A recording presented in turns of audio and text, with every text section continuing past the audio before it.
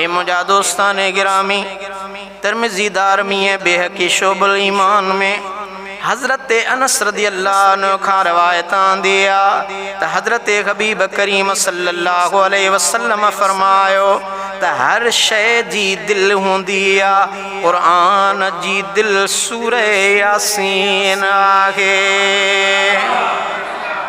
जंहिं माण्हू हिकु भेरो सूरह यासीन जी तिलावत कई त उन जे लाइ 10 भेरा सारे क़ुरान जी तिलावत जेतिरो अजर लिखियो वेंदो।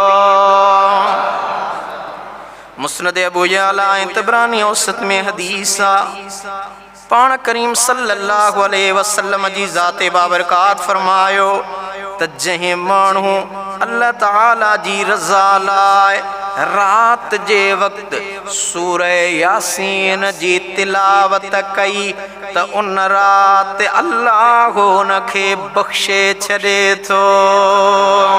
अबू दाऊद, नसाई ऐं इब्न माजा में हज़रत मकल बिन यसार रज़ियल्लाहु अन्हु खां रवायत आहे त मुझे आका नबी नामदार सल्लल्लाहु अलैहि वसल्लम फरमायो त सूरह यासीन क़ुरान जी दिल जेको बि बनो अल्लाह जी ख़ातिर, रब जी रज़ा जे ख़ातिर ऐं आख़िरत जी भलाई हासिल करण लाइ उन जी तिलावत कंदो आहे त उन जा पोइ समूरी ज़िंदगी जा गुनाह माफ़ कया वञनि था। हज़रत मौला अली शेरे जली हक़ जे वली खां रवायत आहे त रसूलुल्लाह सल्लल्लाहु अलैहि वसल्लम फरमायो जंहिं माण्हू सूरह यासीन जी तिलावत ॿुधी, हिकिड़ो त आहे तिलावत करण वारो, पर मौला अली शेर खुदा तो फरमाए त जहीं माण्हू सूरह यासीन जी तिलावत ॿुधी उन ॼण के 20 दीनार अल्लाह जी राह में ख़ैरात कया ऐं जहीं माण्हू सूरह यासीन जी तिलावत कई त उन लाइ 20 हजन जे बराबरि आहे। जहीं माण्हू उनखे लिखियो ऐं उहा लिखत धोई करे उन जो पानी पिए थो त उन जे अंदर में 1000 यकीन, 1000 नूर, 1000 बरकतों, 1000 रहमतों, 1000 रिज़्क दाख़िल थियनि था ऐं उन जे अंदर मां खोट वारी बीमारी निकिरी वेंदी आहे। तिबरानी में एक ज़ईफ़ सनद सां रवायत आहे। हज़रत अनस रज़ियल्लाहु अन्हु खां रवायत आहे त नबी नामदार सल्लल्लाहु अलैहि वसल्लम फरमायो जेको माण्हू पाबंदीअ सां हर रात में सूरह यासीन जी तिलावत कंदो रहे पोइ उहो मरी वियो त अल्लाह ताला उनखे शहादत जो दर्जो अता फरमाईंदो। दारमी में हज़रत इब्न अब्बास रज़ियल्लाहु अन्हु खां रवायत आहे जेको माण्हू सुबुह जो सूरह यासीन जी तिलावत करे त शाम ताईं उन लाइ सारे ॾींहं में कमनि में आसानी कई वेंदी। जेको माण्हू रात जी शुरूआत में यानी बाद नमाज़ मग़रिब सूरह यासीन जी तिलावत कंदो आहे त सुबुह ताईं उन जे कमनि में अल्लाह करीम आसानियूं पैदा करे छॾींदो आहे। यानी जेको सुबुह शाम सूरह यासीन जी तिलावत करे त उन जूं सभु मुश्किलातूं आसान कयूं वेंदियूं आहिनि।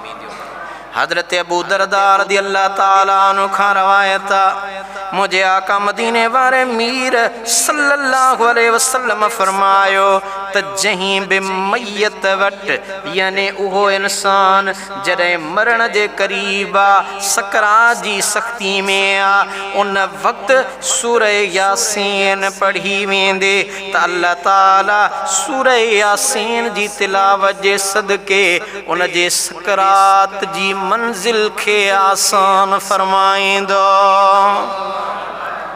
दोस्ताने गिरामी ही हज़रत इमाम सुयूती जे तफ़सीर दुर्रे मंसूर जे अंदर रिवायत कयल हदीसूं जेके मूं अव्हां खे ॿुधायो।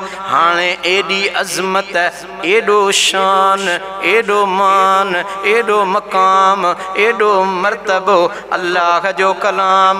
हूअं त शान वारो, हूअं त मान वारो, पर उन क़ुरान करीम जी हिन सूर यासीन जी जॾहिं एॾी अज़मत आहे, अचो त उन सूर यासीन जी तिलावत बि कयूं त तिलावत सां गॾोगॾु उन फ़रमान खे बि सम्झूं त अल्लाह रब्बुल आलमीन असां अव्हां खे इन सूरत जे अंदरि कहिड़ो हुक्म इरशाद फ़रमायो आहे। अऊज़ु बिल्लाहि मिनश शैतानिर रजीम। बिस्मिल्लाहिर रहमानिर रहीम।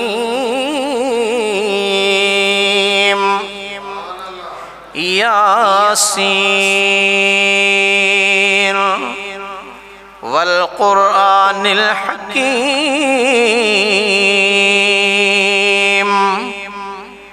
यासीन।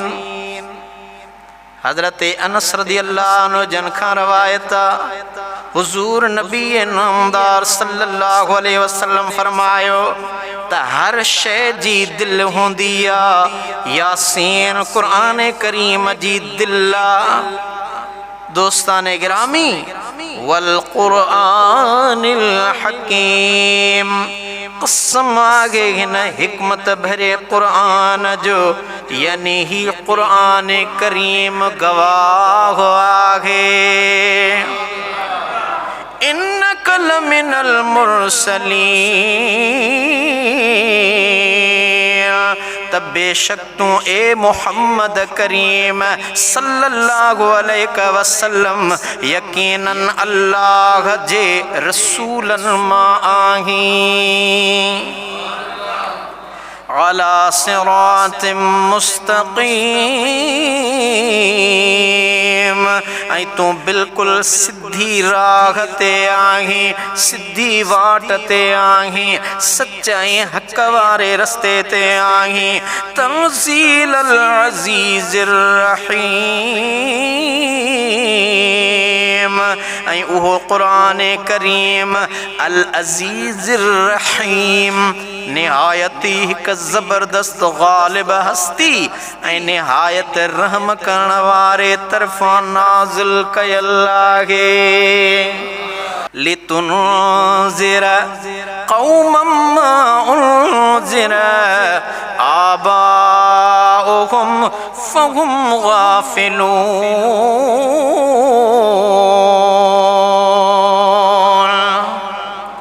हिन लाइ त जीअं तूं हिकु अहिड़ी क़ौम खे ख़बरदार करीं जंहिंजा अब्बा ॾाॾा ख़बरदार न कया विया हुआ, जंहिं करे उहे ग़फ़लत में पियल बेख़बर आहिनि। लक़द हक़्क़ल क़ौलु अला अक्सरिहिम फ़हुम ला युमिनून। बेशक उन्हनि मां घणा माण्हू बावजूद तुंहिंजी तबलीग जे अज़ाब जा मुस्तहिक थी चुका आहिनि, तंहिं करे उहे ईमान न आणींदा। इन्ना जअलना फी अनाक़िहिम अग़लालन फ़हिय इलल अज़क़ान फ़हुम मुक़महून।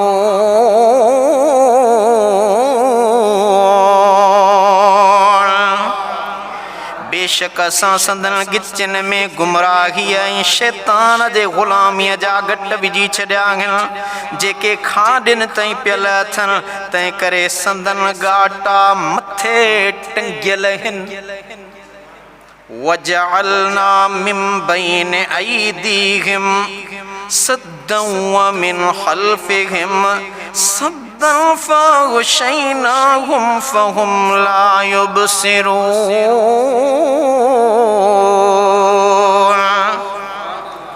ऐं असां संदन अॻियां तअस्सुब बुग़्ज़ या कीने तकब्बुर ऐं जाहिलाना रस्मुनि जी हिकु दीवार खड़ी कई आहे ऐं संदन पुठियां बि इनकार हक़ तकज़ीब रसूल ऐं गुज़रियल वाक़िअनि मां इबरत हासिल न करण जी दीवार क़ाइमु कई आहे ऐं मथां बि गुमराहनि जे कारण ककरनि सां बिल्कुलु ढके छॾियो आहे जो हक़ जे नूर ऐं रोशनी खां बिल्कुलु महरूम आहिनि तंहिं करे हू कुझु बि ॾिसी न सघंदा वसवाउन अलैहिम अअंज़रतहुम अम लम तुनज़िरहुम ला युमिनून। ए पैगंबर सल्लल्लाहु अलैहि वसल्लम तो उन्हनि खे ख़बरदार करी या न करी उन्हनि लाइ बराबरि ऐं हिकु जहिड़ो आहे उहे ईमान आणण वारा नाहिनि। इन्नमा तुनज़िरु मन इत्तबअ ज़िक्र व ख़शिय अर्रहमान बिलग़ैब फ़बश्शिरहु बिमग़फ़िरतिन व अज्रिन करीम।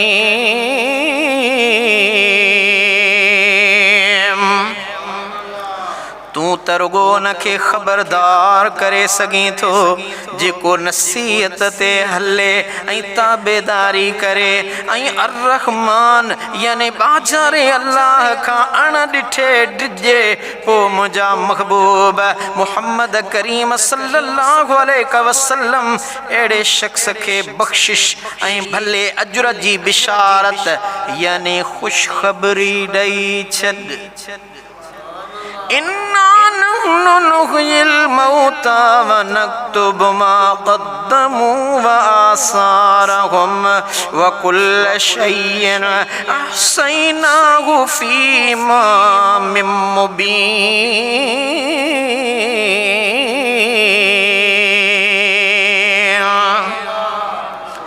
बेशक असां हिकु ॾींहुं मुअलनि खे ज़रूर ज़िंदह कंदासीं ऐं जेकी कुझु हू कंदा रहनि था सो सभु असां लिखंदा वञूं था ऐं सदन छॾियल निशान बि यानी उहे आसार जेके उन्हनि पोइ ते छॾिया आहिनि से बि असां महफ़ूज़ करे रखिया आहिनि ऐं हर शइ खे असां हिकु पधरे किताब यानी किताब मुबीन में दर्ज करे छॾियो आहे महफ़ूज़ करे रखियो आहे। वद्रिब लहुम मसलन अस्हाबल क़रियह इज़ जाअल मुरसलून।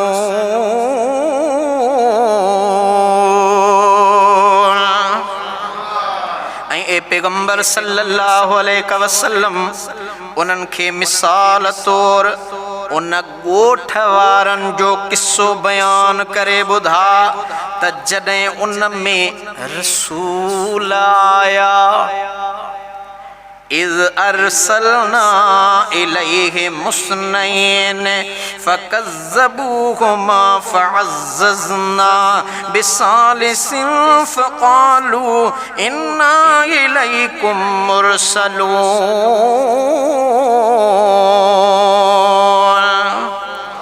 जॾहिं पहिरियां ई असां उन्हनि ॾांहुं ॿ रसूल मोकिलिया त ॿिन्ही खे कूड़ो कयूं पोइ असां टे रसूल सां संदन यानी पहिरें ॿिनि रसूलनि जी पुठ भराई कई ऐं तक़वीयत ॾिनी पोइ उन्हनि टिनी रसूलनि चयो त बेशक असां तव्हां ॾांहुं पैगंबर करे मोकिलिया विया आहियूं।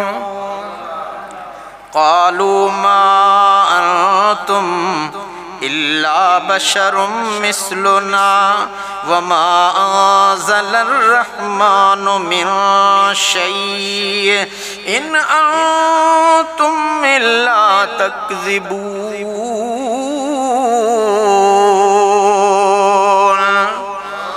ॻोठ वारनि चयो त तव्हां त बसि असां जहिड़ा इंसान आहियो ऐं बाज़ारे अल्लाह का बि शइ नाज़िल न कई आहे त तव्हां के रसूल आहियो तव्हां त रुगो निसोरो कूड़ था ॻाल्हायो। क़ालू रब्बुना यअलमु इन्ना इलैकुम लमुरसलून। रसूलन चयो त असां जो रब थो जाने त बेशक असां तव्हां ॾांहुं वाके पैगंबर करे मोकिलिया विया आहियूं। वमा अलैना इल्लल बलागुल मुबीन। ऐं असां ते तव्हांखे साफ़ साफ़ ऐं चिट्टो पैगाम पहुचाइण खां सवाइ ॿी का ज़िमेवारी नाहे। क़ालू इन्ना ततय्यरना बिकुम लइन लम तंतहू लनरजुमन्नकुम वलयमस्सन्नकुम मिन्ना अज़ाबुन अलीम।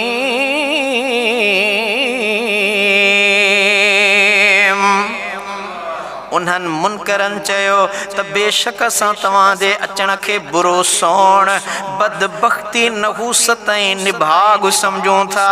जेकॾहिं तव्हां बाज़ न आयो त तव्हांखे ज़रूरु संगसार कंदासूं ऐं तव्हांखे असां वटां ज़रूरु दर्दनाक अज़ाब पहुचंदो। क़ालू ताइरुकुम मअकुम अइन ज़ुक्किरतुम बल अंतुम क़ौमुम मुस्रिफून।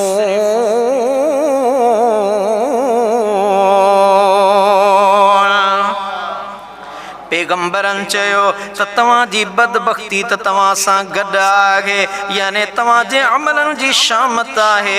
छा तव्हां उनखे बदबख्ती चओ था जो अव्हांखे नसीहत कई वई आहे? न, बल्कि हक़ीक़त इहा आहे त अव्हां माण्हू लीको लंघी बीठा आहियो। वजाअ मिन अक़सल मदीनति रजुलुन यसआ क़ाल या क़ौम इत्तबिउल मुरसलीन।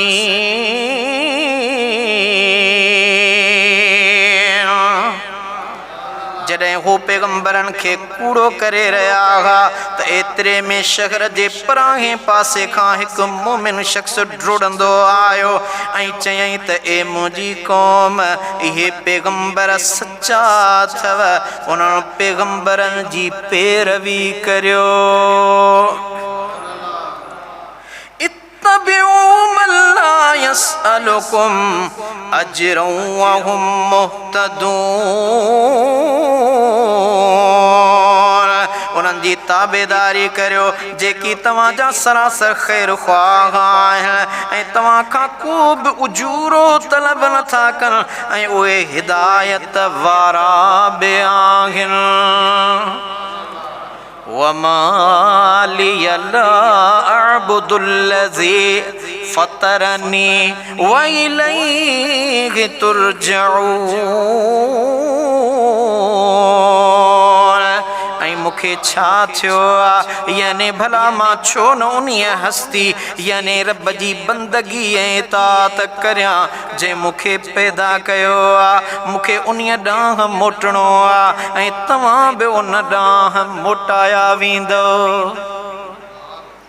अअत्तखिज़ु मिन दूनिही आलिहतन इन युरिदनिर रहमानु बिदुर्रिन ला तुग़नि अन्नी शफ़ाअतुहुम शयअन वला युनक़िज़ून।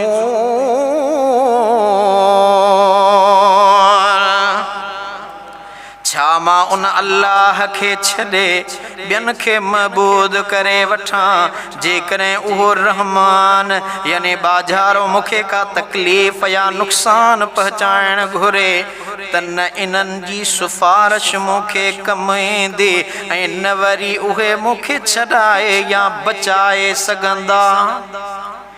इन्नी ज़ल्ल फ़ी ضलालिम मुबीन। पोइ बि जेकॾहिं मूं अहिड़नि बेवस मअबूदनि खे पूॼो त बेशक उन वक़्तु आउं वाक़ई पधरी गुमराहीअ में मुब्तला थी वेंदुसि। इन्नी आमनतु बिरब्बिकुम फस्मऊन। ऐं उहो शख़्स चवंदो रहियो तां अलल ऐलान या वॾे वाके चवां थो त यकीनन मूं अव्हां जे रसूलनि जे रब ते ईमान आंदो तंहिं करे ए ॿुधंदड़ो तव्हां बि सभु मुंहिंजी ॻाल्हि ॿुधो ऐं मञो।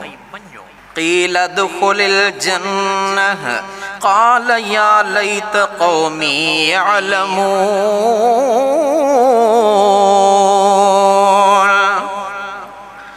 बदबख्त ॻोठ वारनि उनखे शहीद कयो, पोइ अल्लाह जी रहमत जोश में आई ऐं खेसि जन्नत जो परवानो मिलियो ऐं खेसि अल्लाह जे तरफ़ां चयो वियो त ए मुंहिंजा बाना जन्नत में दाख़िल थी। अहिड़ी क़दुरदानी ॾिसी उहो शख़्स चवण लॻो काश मुंहिंजी क़ौम खे ख़बर पवे हा। बिमा ग़फ़र ली रब्बी वजअलनी मिनल मुकरमीन। इन्हीअ ॻाल्हि जी त मुंहिंजे रब मूंखे छाजे करे बख़्शो ऐं मूंखे इज़त वारनि मां बि कयाईं। वमा अंज़लना अला क़ौमिही मिन बअदिही मिन जुनुदिन मिनस समाए वमा कुन्ना मुनज़िलीन। ऐं उन खां पोइ असां उन शख़्स जी क़ौम ते आसमान मां को बि लश्कर न लाथो ऐं न वरी असांखे का लश्कर लाहिण जी ज़रूरत ई हुई। इन कानत इल्ला सैहतन वाहिदतन फइज़ा हुम खामिदून। ऐं जॾहिं मथां अज़ाब आयो त इहा रुगो हिकु भयानक रड़ी या ददको या हिकु चीख हुई ऐं हू उते जो उते बाहि वांगुरु उझामी विया, विसामी विया, यानी मरी विया। या हसरतन अलल इबाद मा यअतीहिम मिन रसूलिन इल्ला कानू बिही यस्तहज़िऊन।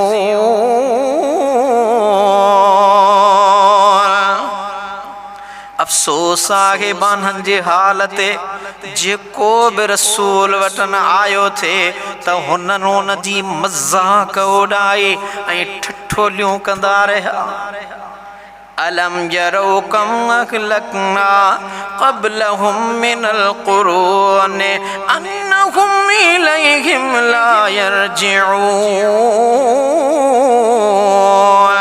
छा उन्हनि न ॾिठो आहे त उन्हनि खां अॻु असां केतिरनि क़ौमुनि खे हलाक बर्बाद करे चुका आहियूं जेके वरी उन्हनि ॾांहुं कॾहिं बि मोटी अचण वारियूं न आहिनि। वइन कुल्लु लम्मा जमीउल लदैना मुहदरून। ऐं इहे असां खां केॾा भॼी वेंदा, हिकु ॾींहुं उन्हनि सभिनी खे असांजे अॻियां हाज़िर कयो वेंदो। वआयतुल लहुमुल अर्दुल मैततु अहयैनाहा वअख़रजना मिनहा हब्बन फमिनहु यअकुलून।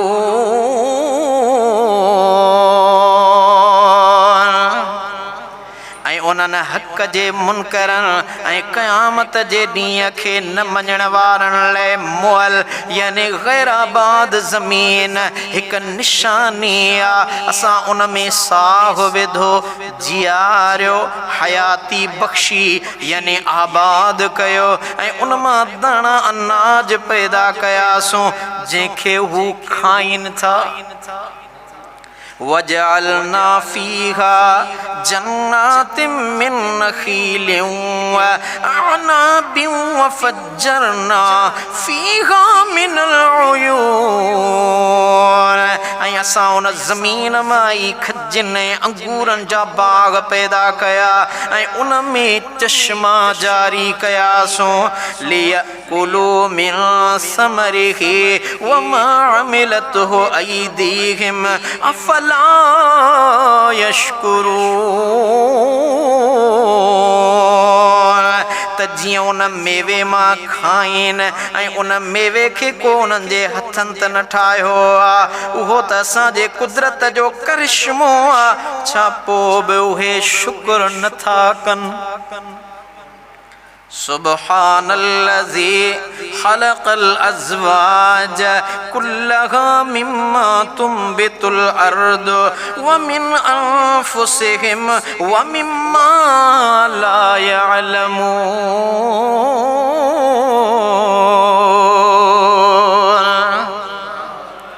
पाका उहा ज़ात जैं हर जिन्स जा जोड़ा पैदा कया, पोखणी उहे ज़मीन जी पैदावार यानी नबातात मां हुजन या खुद संदन पंहिंजी ई जिन्स यानी इंसान ज़ात मां हुजन या उन्हनि शयुनि मां जन जी उन्हनि खे का ख़बर नाहे।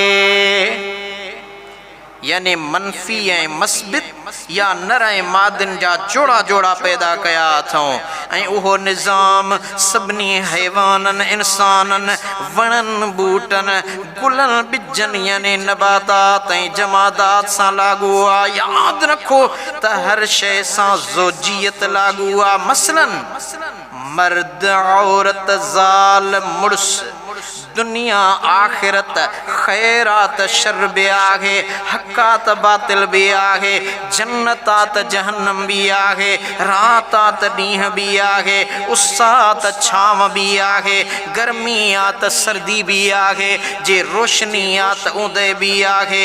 जेकॾहिं को सालिह आहे त वरी बदबख्त या ख़बीस भी आहे, सवाइ फ़क़त संदसि अकेली ज़ात जे जंहिंजो को बि जोड़ो नाहे, अकेलो वहदहू ला शरीका, त उहो पाक रब्बुल आलमीन जी ज़ात आहे। बाक़ी काइनात जे अंदरि अल्लाह रब्बुल आलमीन सभई जोड़ ऐं जिन्सूं पैदा फरमायो आहिनि। व आयतुल लहुमुल लैल नस्लखु मिन्हु नहार फइज़ा हुम मुज़लिमून।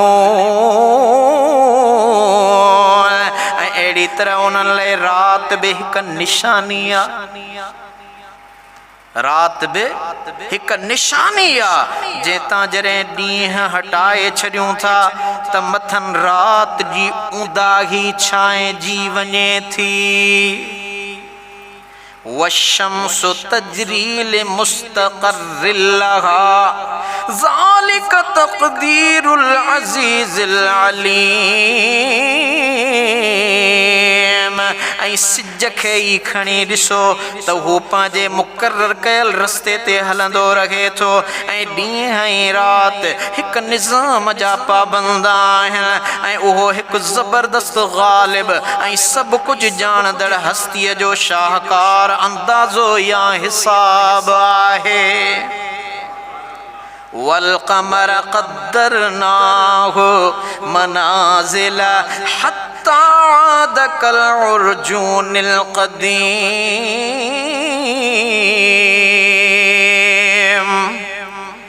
ऐं चंड खे ई वठो त कीअं उन जूं असां 28 मंज़िलूं कयूं आहिनि। ताजो पहिरियां हू हलाल यानी सनड़ो कमान वांगुरु, पोइ वॾो थींदो अची पूरो 14 जो चंड बदर थिए थो, पोइ आहिस्ते महीने जे आख़िर में उहो खजीअ जी पुराणी या सुकल छड़ी टारीअ वांगुरु मुड़ियल थी पवंदो आहे। लशम्सु यंबगी लहा अन तुदरिकल क़मर वलल लैलु साबिक़ुन नहार व कुल्लुन फी फलकिन यस्बहून। न को सिज खे का मजाल आहे जो चंड खे पचे ऐं न की राति लाइ को आसान आहे जो सिज लहण खां अॻु ॾींहं ते अॻिराए करे, यानी सिज हूंदे राति नथी अची सघे ऐं सिज चंड ऐं तारा सभई आसमान में तरंदा रहनि था, यानी पंहिंजे दायरे में पंहिंजे चौधारी ऐं ॿियनि सितारनि जे चौगिर्द बि जीअं खेनि हिकु मुक़ररु निज़ाम मुताबिक़ हलणो आहे तीअं हलंदा रहनि था।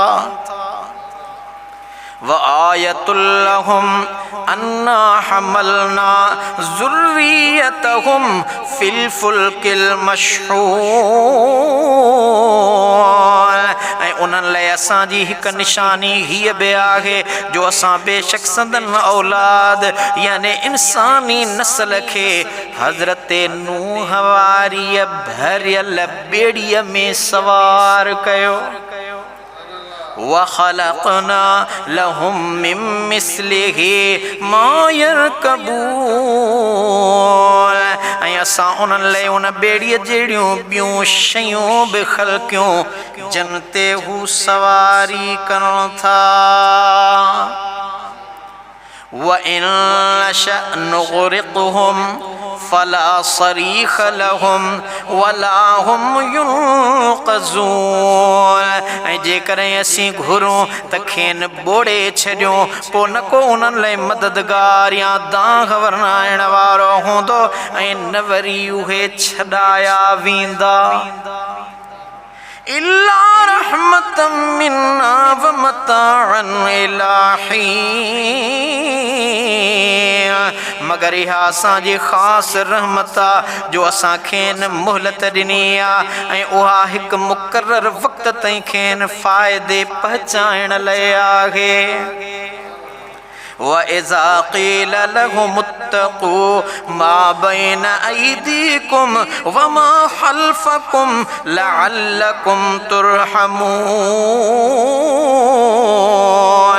ऐं जॾहिं खेनि चयो वञे थो त उन अज़ाब इलाही खां डिॼो जेको अव्हां जे अॻियां दुनिया में ऐं अव्हां जे पुठियां आख़िरत में आहे त जीअं तव्हां ते रहम कयो वञे त ॿुधी अणॿुधी करे छॾनि था। वमा तअतीहिम मिन आयतिन मिन आयाति रब्बिहिम इल्ला कानू अन्हा मुअरिदीन। ऐं उन्हनि जो हाल त ही आहे त जॾहिं बि संदन रब जे निशाननि मां का बि निशानी वठण अचे थी त हू मुंहुं मोड़े छॾनि था। वइज़ा क़ील लहुम अनफ़िक़ू मिम्मा रज़क़कुमुल्लाहु क़ालल्लज़ीन कफ़रू लिल्लज़ीन आमनू अनुतइमु मन लौ यशाअुल्लाहु अतअमह इन अंतुम इल्ला फ़ी ضलालिम मुबीन।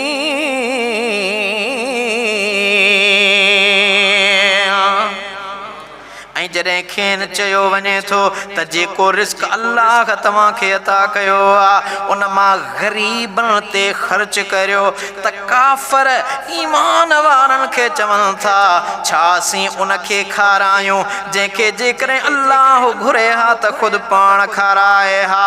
ए पैगंबर सल्लल्लाहु अलैहि वसल्लम उन्हनि खे चओ त बेशक तव्हां त आयो ई खुलियल गुमराहीअ में जो अहिड़ियूं हमाकत वारियूं ॻाल्हियूं था करियो। वयक़ूलून मता हाज़ल वअद इन कुंतुम सादिक़ीन। ऐं उहे काफ़र चवनि था त भला इहो अंजाम या वाइदो यानी क़यामत जी धमकी जेका असांखे ॾियो था सो कॾहिं पूरो थींदो। जेकॾहिं अव्हां सचा आहियो त उहा छो नथा आणियो ऐं आख़िर कहिड़ी ॻाल्हि जो इंतज़ारु आहे। मा यंज़ुरून इल्ला सैहतन वाहिदतन ताख़ुज़ुहुम वहुम यख़िस्सिमून। उहे हिकु सख़्त चीख ददके या रड़ जो इंतज़ार कनि था जो खेनि अहिड़ी हालत में ओचितो पकड़ींदी जॾहिं हू पंहिंजी दुनिया जे मामलनि आख़िरत में शक ऐं उन जे न अचण बाबति पाण में झगड़ो करे रहिया हूंदा। फला यस्ततीऊन तौसियतन वला इला अहलिहिम यरजिऊन। पोइ जॾहिं उहो वक़्तु अची वेंदो त न उहे वसीयत करे सघंदा ऐं न वरी पंहिंजे घरनि वारनि ॾांहुं मोटी सघंदा। जिते हूंदा उते जो उते हलाक थी वेंदा। उहो पहिरियों सूर या नफ़ख़े औला हूंदो। नफ़ख़े औला या नफ़ख़े फ़र उहो आहे जेको हिन आयत शरीफ़ में बयानु थियल आहे, जंहिंमें सभु इंसान ऐं जिन वग़ैरह मरी वेंदा। उन खां पोइ ॿी नफ़ख़े साक़ हूंदी, उन खां इना जी हर शइ ख़तम थी वेंदे ऐं सवाइ अल्लाह ताला जे ज़ात जे ॿियो को बि न बचंदो। 40 सालनि खां पोइ अल्लाह ताला जे हिकु ददके या हक़ल सां वरी सभु जहिड़ा थी यौमे हश्र में हाज़िर थी वेंदा। हिक खे नफ़ख़तुल क़याम लिरब्बिल आलमीन चयो वियो आहे। हिन सूरत में सिर्फ़ 2 सूरनि फूकण लाइ आयतूं आहिनि, लेकिन सल्फ़ जा सभु तफ़सीर 3 दफ़ा सूर फूकण लाइ लिखनि था त अल्लाह जे तरफ़ खां उहो सूर 3 मरहलनि में फूकियो वेंदो। वनुफ़िख़ फ़िस्सूर फ़इज़ा हुम मिनल अजदास इला रब्बिहिम यासिलून। ऐं जॾहिं ॿियो दफ़ो सूर फूकियो वेंदो त उते जो उते सभई माण्हू क़ब्रुनि मां ज़िंदा थी पंहिंजे रब ॾांहुं डोड़ंदा। क़ालू या वैलना मन बअसना मिन मरक़दिना हाज़ा मा वअदर रहमान व सदक़ल मुरसलून। घबराए जी चवंदा त असां लाइ वेल वॾी ख़राबी आहे जो असांखे पंहिंजे सुम्हण वारी जाइ मां कंहिं खणी उथारियो आहे। मलाइक जवाब ॾींदनि त ही उहा ई क़यामत आहे जंहिंजो वाइदो रहमान कयो हो ऐं पैगंबरनि बि सच चयो हो त क़यामत अचण बरहक़ आहे। कानत इल्ला सईहतन वाहिदतन फ़इज़ा हुम जमीउल लदैना मुहदरून। इहा रुॻी हिक रड़ हूंदी ऐं पोइ उहे सभई उते जो उते असांजे अॻियां हाज़िर कया वेंदा। फल्यौम ला तुज़लमु नफ़्सुन शैअन वला तुजज़ौन इल्ला मा कुन्तुम तअमलून। पोइ चयो वेंदो त अॼु कंहिं बि शख़्स ते ज़र्रे बराबर बि ज़ुल्म न कयो वेंदो ऐं तव्हांखे अहिड़ो ई बदिलो ॾिनो वेंदो जहिड़ा कम तव्हां कंदा हुआ। दुनिया में जेका पोख पोखी हुयव, अॼु रब जे तरफ़ां अवां सभिनी खे उन जो लाबारो लुणणो पवंदो। इन अस्हाबल जन्नतिल यौम फी शुग़ुलिन फ़ाकिहून। अॼु बेशक जन्नत वारा मज़े माणण में मशगूल ख़ुशीअ वचां बहकंदड़ हूंदा। हुम व अज़वाजुहुम फी ज़िलालिन अलल अराइक मुत्तकिऊन। अॼु उहे संदन घर वारियूं घाटनि छांवुनि में तख़्तनि ते टेक लॻाए वेठल हूंदा। लहुम फ़ीहा फ़ाकिहतुन व लहुम मा यद्दऊन। उन्हनि लाइ मजसियनि जन्नत में मेवा आहिनि ऐं ॿियो पिणु जेको बि तलबींदा सो पाक रब जे तरफ़ां उन्हनि खे ॾिनो वेंदो। सलामुन क़ौलन मिर रब्बिर रहीम। निहायत बाझारे रब तरफ़ां सलाम कयो वेंदुन।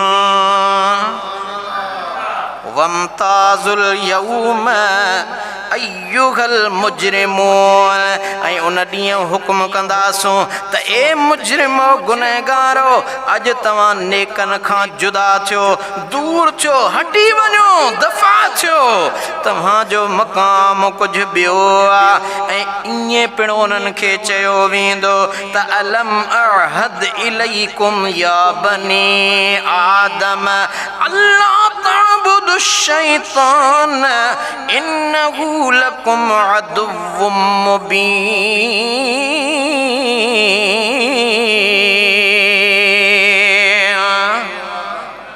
ए आदम जा औलाद छा मूं तव्हांखे हिदायत ऐं ताकीद न कयो हो त शैतान जी इबादत न कजो बेशक हू तव्हांजो खुलियो खुलायो दुश्मन आहे।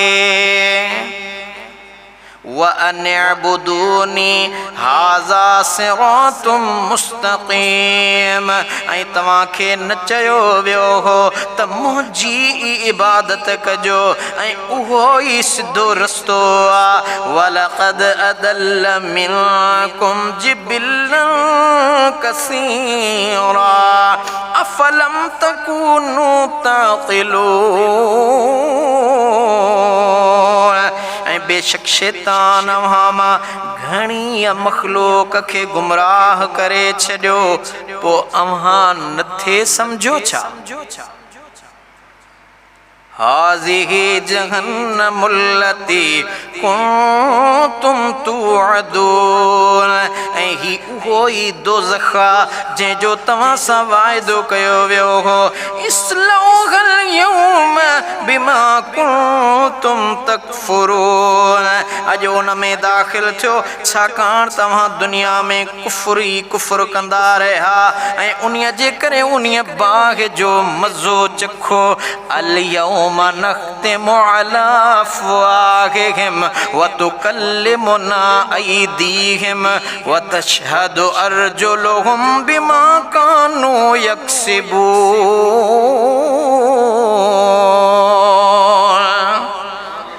अॼु जो ॾींहुं उहो ॾींहुं आहे जो असीं उन्हनि जे वातनि ते मोहर हणंदासीं ऐं हू ज़ुबान सां ॻाल्हाए न सघंदा ऐं जेकी कुझु हू कंदा रहिया तंहिं बाबति संदन हथ सां ॻाल्हाईंदा ऐं संदन टंगूं ऐं पेर शाहिदी ॾींदा। वलौ नशाउ लतमसना अला अयुनिहिम फस्तबक़ुस्सिरात फअन्ना युबसिरून ऐं जेकॾहिं असीं घुरूं त संदन बद अमलनि या करतूतनि जे करे दुनिया में ई संदन अखियूं ऐं नूर चट करे छॾियूं पोइ जेकॾहिं खणी रस्ते ॾांहुं डोड़ंदा बि त किथां ॾिसी सघंदा यानी जन मुजरिमनि ऐं सरकशनि जो नूर अल्लाह सलब करे छॾे उहे हक़ जी राह कीअं ॾिसी सघंदा। वलौ नशाउ लमसखनाहुम अला मकानतिहिम फमस्तताउ मुदिय्यौ वला यरजिऊन ऐं जेकॾहिं असीं घुरूं त संदन जायुनि ते जिते बि हुजनि उते जो उते खेनि ज़रूरु मसख निस्तो मफ़लूज या पत्थर वांगुरु पिंड पहण करे छॾियूं पोइ हू न अॻिते वधी न चुरी सघंदा ऐं न पोइ ते मोटी सघंदा। वमन नुअम्मिरहु नुनक्किसहु फिल ख़ल्क़ि अफ़ला यक़िलून ऐं जंहिंजी जमार या उमिरि असां डिघी कंदा आहियूं तंहिंखे बनावट में तबई हालत या जिस्मानी कुवत में पोइ ते मोटाईंदा आहियूं यानी ॿार वांगुरु कमज़ोर ऐं ॿियनि जो मुहताज कंदा आहियूं छा पोइ बि हू अकुल खां कमु नथा वठनि ऐं नथा सम्झनि। वमा अल्लमनाहु शिअर वमा यंबगी लह इन हुवा इल्ला ज़िक्रुन व क़ुरआनुम मुबीन।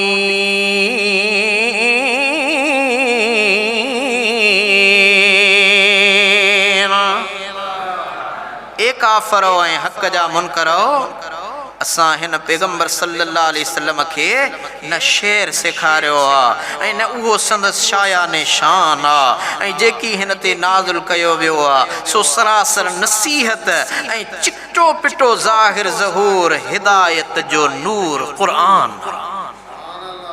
लियुंज़िर मन कान हय्यन व यहिक़्क़ल क़ौलु अलल काफ़िरीन त जीअं हर ज़िंद दिल ऐं सम्झ वारनि इंसाननि खे ख़बरदार करे ऐं ज़िंदगी बख़्शे ऐं सही वाट लॻाए ऐं काफ़रनि ते हा हुज्जत क़ाइमु थी वञे त हू हमेशह हक़ जा इनकारी हुआ।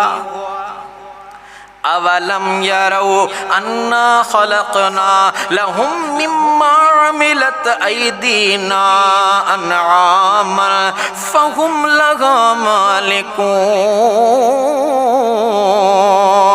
छा उहे काफ़िर ऐं हक़ जा मुनकर ऐं मुशरिक नथा ॾिसनि त जन शयुनि खे असां पंहिंजे हथनि सां बणायो आहे तन मां ढोर चोपायो माल बि असां संदन लाइ पैदा कया आहिनि जन जा हू मालिक आहिनि। वज़ल्ललनाहा लहुम फमिनहा रकूबुहुम वमिनहा यकुलून। ऐं असां उन्हनि ढोरनि खे संदन कब्ज़े में आंदो यानी ताबेदार कयो त पोइ किन ते हू सवारी कनि था ऐं उन्हनि मां किन खे खाइनि था। वलहुम फीहा मनाफ़िउ व मशारिब अफ़ला यशकुरून। ऐं उन्हनि माण्हुनि लाइ उन्हनि जानवरनि में तरह तरह जा ॿिया बि केतिरा फ़ाइदा ऐं पीअण लाइ शयूं खीर ऐं लस्सी वग़ैरह आहिनि छा पोइ बि उहे माण्हू शुक्र नथा कनि। वत्तख़ज़ू मिन दूनिल्लाहि आलिहतन लअल्लहुम युंसरून। ऐं बजाए शुक्र करण जे उन्हनि माण्हुनि अल्लाह खां सवाइ ॿियनि खे महबूद करे वरितो आहे त शायदि इन्हनि कूड़नि महबूदनि वटां खेनि मदद कई वञे। ला यस्ततीऊन नस्रहुम वहुम लहुम जुंदुम मुहदरून।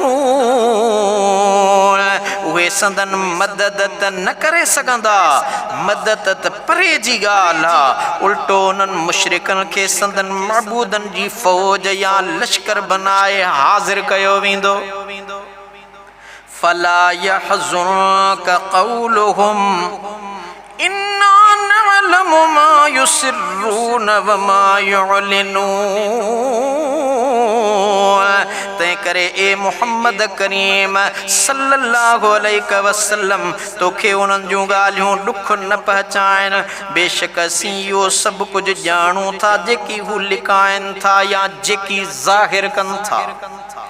अवलम यरल इंसानु अन्ना खलक़नाहु मिन नुतफ़तिन फ़इज़ा हुव ख़सीमुम मुबीन। छा इंसान न ॾिठो आहे त असां खेसि हिकु नुतफ़े मां बणायो पोइ बि हू ख़ालिक जे बारे में सरकश ऐं हर वक़्तु महाज़ाराई लाइ तयार एतिराज़ करण में तेज़ ऐं हक़ीक़त जो मुनकर ऐं पधरो झगड़ालू थी पियो आहे। वदरब लना मसलन वनसिय ख़ल्क़ह क़ाल मन युहयिल इज़ाम वहिय रमीम। ऐं उहो अहिड़ो एहसान फरामोश निकितो जो ख़ुदि असां लाइ मिसाल पेश कयईं ऐं पंहिंजी पैदाइश विसारे वेठो ऐं सरकश थी चवणु लॻो त हिननि ॻरियल सड़ियल ऐं भुतो भाण थियल हॾनि खे जॾहिं उहे मिटीअ सां मिली मिटी थी वेंदा त केरु उन्हनि खे ज़िंदह कंदो। क़ुल युहयीहल्लज़ी अंशअहा अव्वल मर्रह व हुव बिकुल्लि ख़ल्क़िन अलीम। ए पैगंबर सल्लल्लाहु अलैहि वसल्लम उन्हनि खे चयो त उहो ई उन्हनि खे ज़िंदा कंदो जंहिं उन्हनि खे पहिरें दफ़े पैदा कयो हो ऐं अल्लाह त हर कंहिं जे पैदाइश ख़ल्क़ण खे चङी तरह ॼाणंदड़ आहे। अल्लज़ी जअल लकुम मिनश शजरिल अख़दरि नारन फ़इज़ा तुम मिन्हु तूक़िदून। उहो ई क़ादिरे मुतलिका जंहिं तव्हां लाइ साए चुह चवण मां बाग़ पैदा कई पोइ तव्हां उन मां बाग़ ॿारियो था। साए वण मां मुराद मरख ऐं फार जा वण आहिनि जिन जूं आलियूं काठियूं घण घसाइण सां बाहि पैदा थींदी आहे। ॿियो मतिलबु इहो बि थी सघे थो त जॾहिं सावा वण सुकनि था त अव्हां उन मां बाहि ॿारियो था। उन्हनि वणनि जे पैदा करण वारो केरु आहे? अवलैसल्लज़ी ख़लक़स्समावाति वल अर्द बिक़ादिरिन अला अन यख़्लुक़ मिस्लहुम बला वहुवल ख़ल्लाक़ुल अलीम।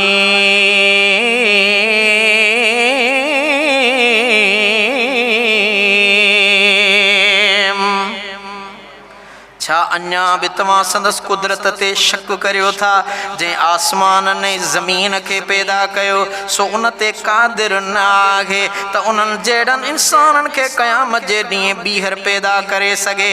छो न यकीनन उहो क़ादिरे मुतलिक आहे ऐं उहो ई त अल्लाह सभु कुझु ॼाणंदड़ पैदा कंदड़ ऐं सभु कुझु चङी तरह ॼाणंदड़ आहे। इन्नमा अम्रुहु इज़ा अराद शैअन अन यक़ूल लहू कुन फयकून। संदसि शान त अहिड़ो आहे जो बेशक जॾहिं बि हू कंहिं जे पैदा करण जो इरादो करे थो त रुगो हुकुम करे थो त थी पओ त उहा शइ थी पवंदी आहे। फसुब्हानल्लज़ी बियदिही मलकूत कुल्लि शैइन व इलैहि तुरजऊन।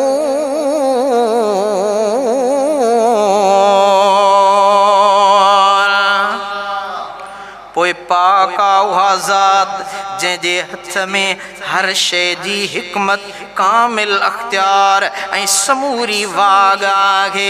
ऐं इंसानो यादि रखो त तव्हां सभु उन ज़ात पाक ॾांहुं ई मोटाया वेंदा। व आखिर दावाना अनिल हम्दुलिल्लाहि रब्बिल आलमीन।